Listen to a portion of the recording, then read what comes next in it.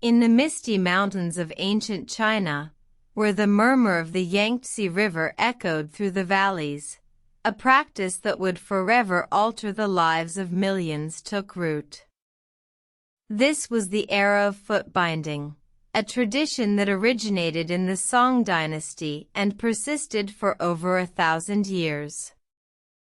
In the heart of this tradition lay the ideal of beauty, a standard that was as unyielding as the mountains themselves. Women were expected to possess feet that were small enough to be hidden within a tiny silk shoe, symbolizing their grace and purity.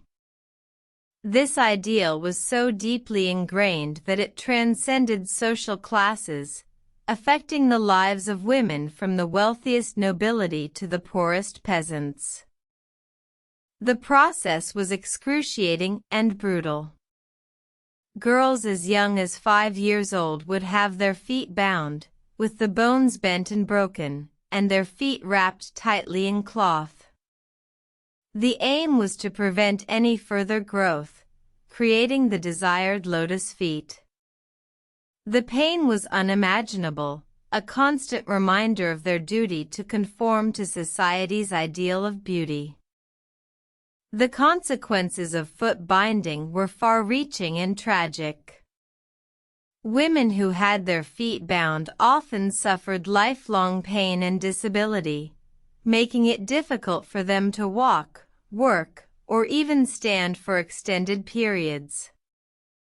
This, in turn, limited their ability to contribute to their families and communities, trapping them in a cycle of dependency. Yet, the practice was not without resistance. Renewed calls for foot binding's abolition gained momentum in the late Qing dynasty. Intellectuals, reformers, and women's rights activists all joined the cause, arguing that the practice was harmful and outdated. In 1912, the Republic of China was established, and with it, a new era of progress. Foot binding was officially outlawed, marking a significant step towards women's liberation and equality. The tradition that had once seemed invincible was finally broken, giving way to a new era of hope and opportunity for Chinese women. However, the legacy of foot binding lingered. The pain and suffering it caused left deep scars, both physical and mental, that took generations to heal. Yet, from the ashes of this painful tradition, a new China emerged, one that valued the strength and potential of its women, rather than their small feet.